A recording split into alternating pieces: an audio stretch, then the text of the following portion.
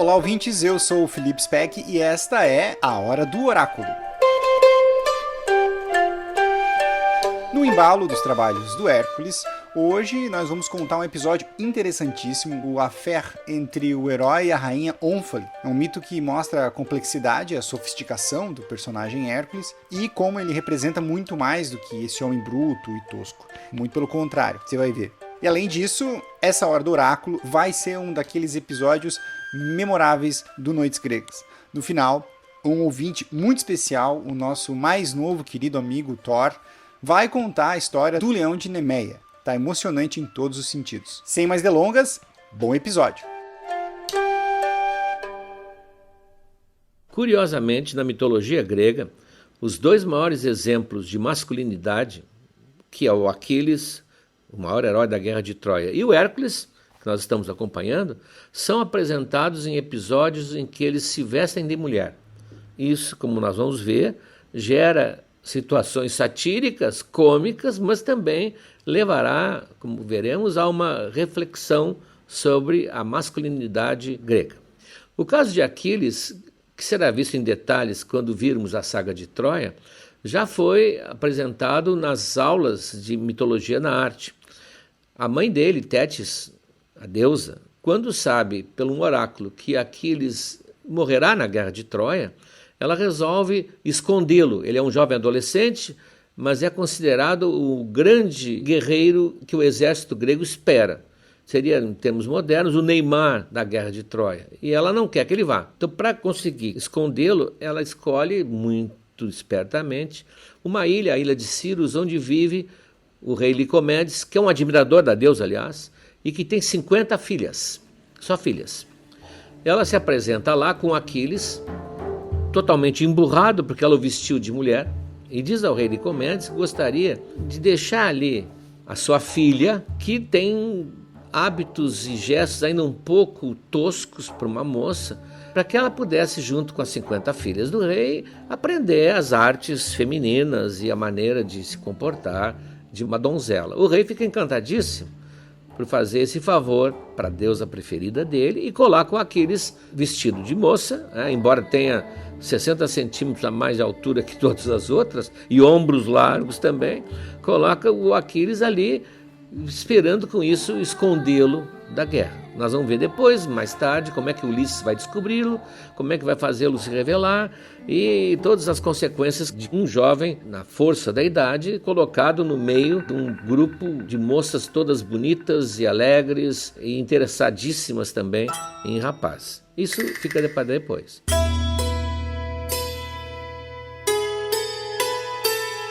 O caso de Hércules agora é diferente. Há antecedentes que nós precisamos conhecer para entender bem a situação. Ele, quem acompanha o nosso podcast deve ter visto, ele sofreu um episódio de loucura, ele mata a mulher, mata os filhos, e ele, portanto, solteiro, fica sabendo que o Eurito, que é um rei, oferece a mão de sua filha, que é uma belíssima jovem, uma belíssima princesa, Iole, para aquele que o vencer numa prova de arco e flecha. Eurito já foi mencionado aqui na educação do jovem Hércules. Foi um dos seus professores, no caso, o professor de tiro ao arco. E isso aumenta o desafio de Hércules. Ele se apresenta como candidato. O rei não esperava que Hércules tivesse progredido tanto e é derrotado. É derrotado e Hércules então pede que lhe seja dado o troféu, que seria a mão da jovem Iole. Só que Eurito teme que Hércules possa repetir o mesmo episódio que ocorreu sinistro com a outra esposa e com os filhos. Ele não quer ter a filha dele e talvez possíveis netos ameaçados por um acesso de loucura de Hércules. E ele se nega, ele não quer cumprir o trato e manda ele embora. E o Hércules, então, desapontado, ele respeita o Eurito, foi seu professor, desapontado ele volta para Tirinto, que é o lugar onde ele estava. Nesse meio tempo, há um roubo de gado na terra de Eurito. Quem rouba, dizem, é o Autólico.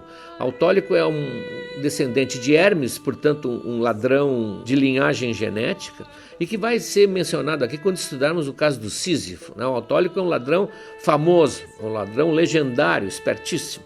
Mas o Eurito fica desconfiado que foi Hércules que roubou, talvez como uma espécie de vingança, né? Uma espécie de desforra por ter sido recusado. Um dos filhos de Eurito, que é o Ífito, que é amigo de Hércules, diz, não pode ter sido, o Hércules é tudo menos ladrão, isso eu tenho certeza, e vai até Tirinto conversar com Hércules e é muito bem recebido. Muito bem recebido, aquela cordialidade de amigos, eles bebem, eles conversam, eles têm assuntos para pôr em dia, mas voltam daqueles acessos de loucura, com certeza vindo de Hera, e quando ele está mostrando para Ífito a paisagem lá de cima da muralha de Tirinto, que até hoje existe, ele, por impulso, empurra o Ífito e ele cai lá embaixo, morrendo no meio das pedras. Ora, o Hércules fica desesperado, mais uma vez ele fez aquilo que ele não tem o menor controle, ele vai até o oráculo de Delfos, pedir uma solução, ou ao menos uma maneira de pagar esse crime. E o oráculo então diz que ele cometeu um crime não só matando o amigo, como deixando órfãos, que o Ífito tinha filhos, e que portanto ele teria que trabalhar como escravo, uns dizem por 1 ano, outros dizem por 3 anos, para alguém, fazer uma espécie de oferta pública, um leilão, e com esse dinheiro poderia então socorrer a vida dos órfãos que não teriam como sobreviver sem o pai. E ele então, como nunca se queixa de nada, como ele reconhece a sua culpa e ele é por isso mesmo considerado um herói para os estoicos, naquela escola filosófica, ele aceita o destino e submete-se sem reclamar a essa hipótese de ser vendido como escravo, que para o grego não é uma coisa terrível. Então, nesse leilão que ocorre, uns dizem que foi Hermes que organizou, quem compra Hércules é uma rainha, a rainha Ônfale. Essa rainha, ela vem da Ásia Menor, um reino chamado Lídia. Ela é riquíssima, ela é viúva. O marido dela, Tmolus, tentou estuprar uma das seguidoras de Artemis, e Artemis, então, furiosa, faz um touro perseguir o Tmolus, que cai numa espécie de vala cheia de estacas de plantas, e ali ele morre todo atravessado. Então ela fica viúva e rica porque a terra da Lídia tem aqueles rios auríferos, onde sai muito ouro, exatamente onde mais alguns anos ou séculos mais tarde vai surgir o rei Creso, considerado o homem mais rico do mundo, que é personagem de belas histórias que já narramos no episódio sobre os oráculos. Ela então, riquíssima, arremata Hércules por 3 anos. A versão dos 3 anos é mais plausível porque ele fez muitas coisas nesse tempo e precisaria de muito tempo para fazê-las. Em princípio, ele deveria servir como uma espécie de herói de plantão, limpando a Lídia de bandoleiros, de monstros, de perigos, que é a sua função basicamente desde o início. Mas ela começa a perceber que o Hércules não é um brutamontes apenas, não é um sujeito musculoso, corajoso, que elimina os bandoleiros que infestam as estradas da Lídia, que limpa o reino, que subitamente fica seguro. Ele é mais que isso.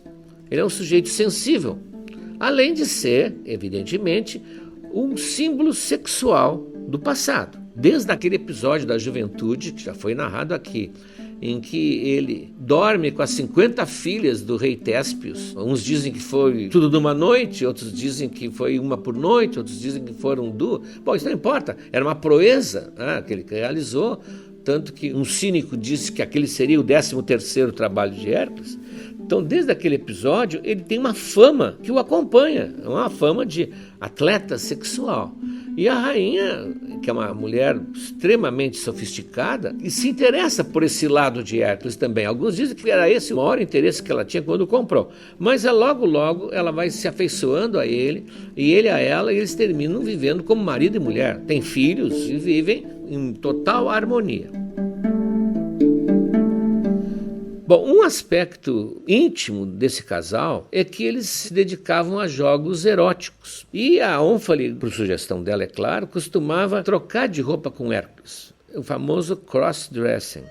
Ela o enfeitava com colares, enchia de joias, diamantes, pulseiras de ouro, que até muitas vezes tinham que ser quebradas para poder caber no pulso de Hércules, que era um gigante.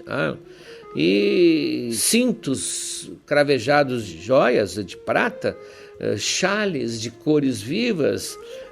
Diz aqui, um autor dizia que ele andava com um chale roxo, uma nágua amarela e um turbante verde.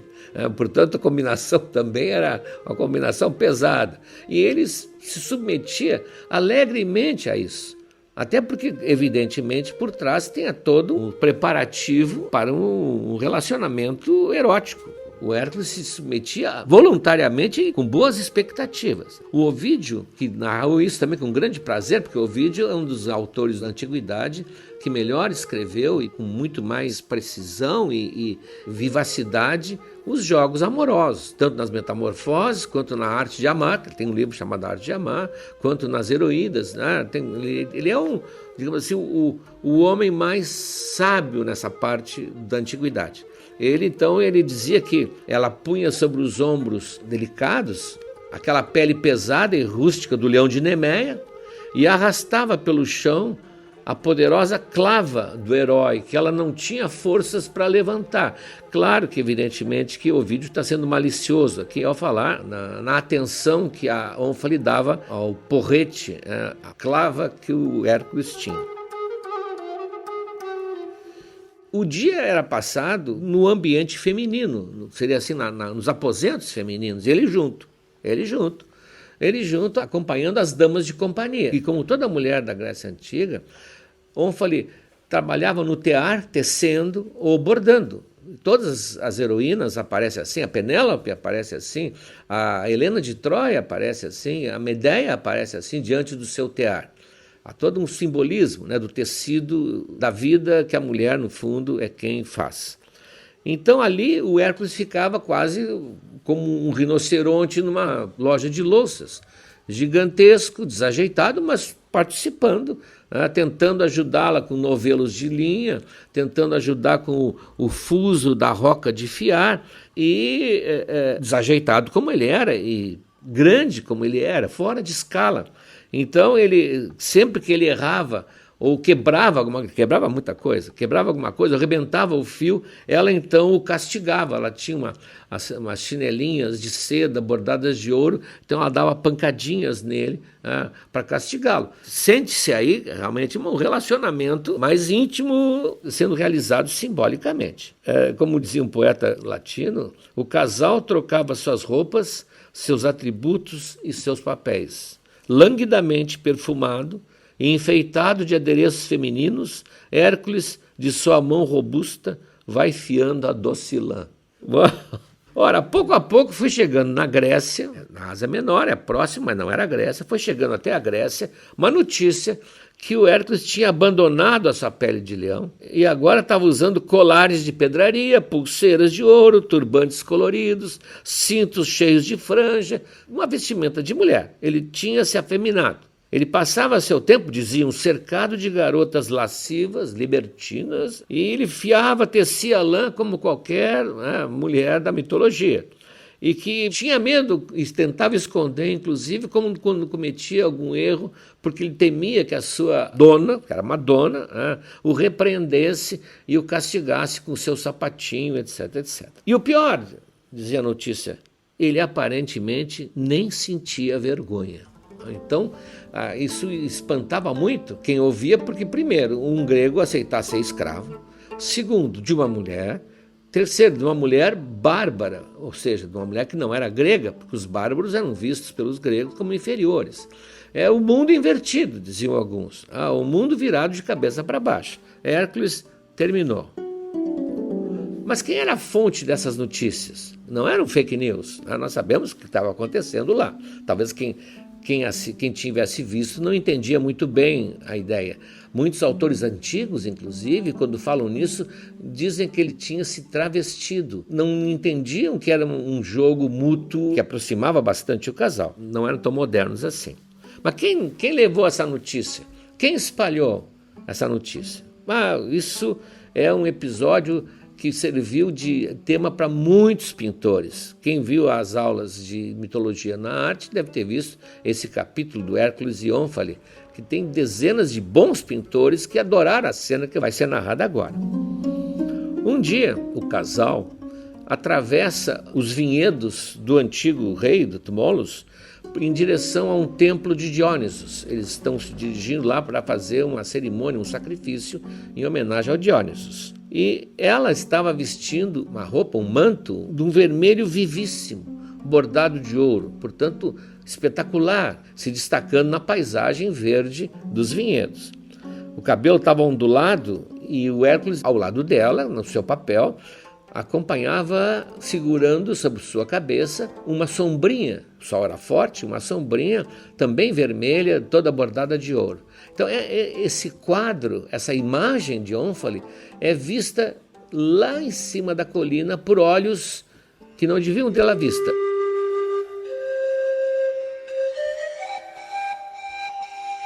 O deus dos bosques, o Pan, fauno, que vivia namorando as ninfas, correndo atrás delas alegremente e elas fugindo mais alegremente ainda, ele lá de cima olha aquela aparição e aquilo impacta profundamente nele. Ele fica enlouquecido de desejo. Ele diz, essa é a minha mulher, não quero mais vocês, dispensa as ninfas da montanha, é ela que eu quero, é ela que eu terei. E vai seguindo o casal, escondido, é claro, lá em cima, nas colinas, nos montes, sempre se mantendo oculto para ver até onde eles vão, o que eles vão fazer. Bom, eles chegam próximo a esse templo, que eles vão visitar no outro dia, e ali tem uma caverna que é própria para isso, onde eles vão passar a noite. Só que, como eles vão fazer um sacrifício religioso, eles têm que se apresentar puros. Eles não podem ter relações essa noite. Então eles montam duas camas, a comitiva, tem os servos, montam duas camas separadas, para que eles não durmam no mesmo leito, e para que no dia seguinte, na alvorada, eles possam então se dirigir ao templo. Só que, enquanto conversam na noite, o casal está se preparando para dormir, a Ônfale, que gostava muito, propõe que eles troquem de roupa, que eles façam seu famoso jogo de cross-dressing. Ele mal entra nesse vestido, nesse manto, inclusive ela desabotou tudo que pode, mas os braços dele estouram as mangas, porque ele é muito mais forte, é muito musculoso. As sandálias que ela estava usando, ele não consegue passar o cordão da sandália por cima do pé. Ele meio que amarra no dedo, ele estava totalmente fora de escala. E assim eles vão dormir. A Ônfale põe quase como cobertor a pele de leão, que é inseparável, e ele então vai dormir vestido de Ônfale, com aquele vestido que mal cabe nele. Pan, que havia seguido o casal, espera passar 1 hora ou 2 para ter certeza que estão dormindo e entra na caverna, sorrateiramente. A caverna é escura, evidentemente, não havia luz lá fora nem lá dentro. E ele vai tateando, vê que tem 2 camas, e toca devagar e nota os pelos do leão de Nemeia. Ele dá um salto para trás, não é ali que ele tem que ir. Aí ele vai para o outro leito, para outra cama, e encontra a seda macia do vestido de Ônfale. Então ele se enfia por baixo das cobertas, levanta o vestido, e nesse momento o Hércules acorda. Acorda e quando vê que tem alguém sorrateiramente se aproximando dele, ele dá um coice. Ele dá um coice com o seu pé, o famoso pé hercúleo, que pega no traseiro do Pan e joga meio choramingando num canto da caverna, porque foi um pataço que ele levou. A Ônfale ouve o barulho, chama pelos servos, pede tochas, iluminam, e está aquela figura ridícula ali, ressentida, olhando ali por baixo dos olhos, enquanto os dois caem na risada total ao ver aquela cena inesperada. Então Pan, com isso, cria um ódio terrível a Hércules. E ele é o primeiro a ir à Grécia, dizendo, olha, vocês não sabem, mas o nosso grande herói agora se afeminou. E essa troca de roupas, que é pior, parece que é um vício que ele e aquela mulher têm. Então isso é espalhado por todos os reinos da Grécia, a fama de que o Hércules terminou. Bom, essa história, você pode ver, serve para tudo, é uma história burlesca, engraçada, e ainda mais que é o Hércules, desajeitado, com aquelas roupinhas da elegante Ônfale. Essa cena é muito estudada, principalmente por antropólogas e psicólogas que estudam essa relação de homem e mulher, dos gêneros na Grécia. E uma delas, que é a Mônica Cirino, que tem uma tese a respeito, ela diz que ali se encontram 2 tipos de masculinidade, diz ela. A masculinidade de Pan, que é crua, pura, a luxúria masculina no seu estado mais primitivo, violento, agressivo. Ele vai atacar, ele iria, na verdade, violentar, se fosse a Ônfale que estivesse ali. Não havia menor respeito pela outra pessoa. É o que ele estava sentindo desde o momento que ele a viu, e ele ia tomá-la como ele costumava tomar as suas ninfas. E do outro lado, é um outro tipo de masculinidade que já incorporou o feminino dentro de si. Daí é a figura desse mito. Hércules é muito mais forte e viril do que o outro, porque ele não é mais só puramente masculino. Então, essa análise ela é confirmada, que o contraste, que os escritores todos que trataram disso, o contraste que se cria entre o Hércules, o corpo e a atitude, e as roupas que ele veste, mais aumentam a ideia de que ele é o super-homem da Grécia. Tiram aquele lado, vamos dizer assim, cruel, que seria do homem primitivo, e colocam o homem que soube aceitar com tranquilidade o seu lado feminino.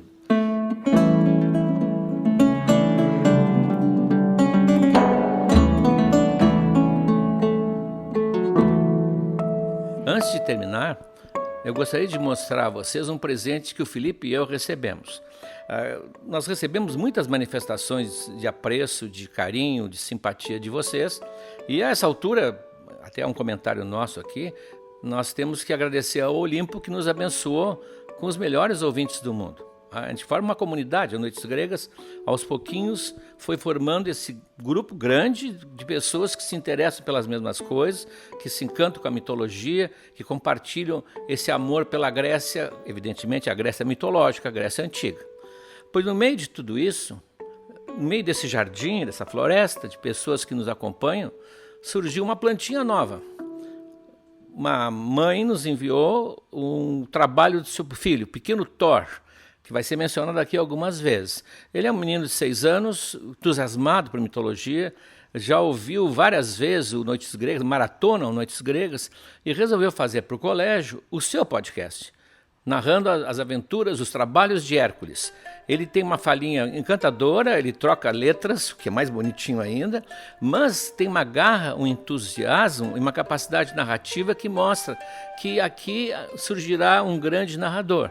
Eu me sinto feliz. O Thor, que deve estar nos ouvindo agora, vai lembrar das Olimpíadas, naquela corrida de revezamento, em que eles correm um trecho e passam o bastão para o outro. Eu me sinto exatamente como se tivesse surgido agora um receptor do bastão na mitologia. E deve haver outros também. Há uma geração nova, novíssima, que se interessa também pelas mesmas coisas que a gente se interessa, que você se interessa e que o Ocidente vem se interessando. Então, pela voz do pequeno Thor, com a sua narrativa assim, especialíssima, o Felipe vai inclusive colocar talvez alguma música para ajudá-lo a ficar mais com ar do podcast que ele admira. Vocês vão ouvir a narração do Leão de Nemeia.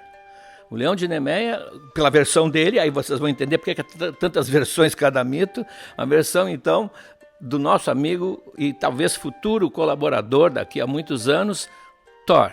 Com vocês, o pequeno narrador.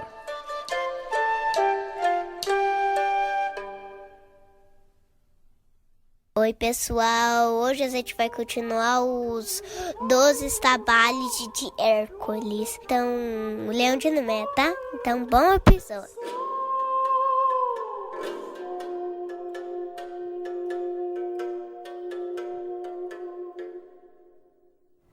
O Leão de Nemeia parecia aquela impossível para o Hércules. E ele, amado com arco e flecha, ele passou um tempo nas florestas de Nemeia.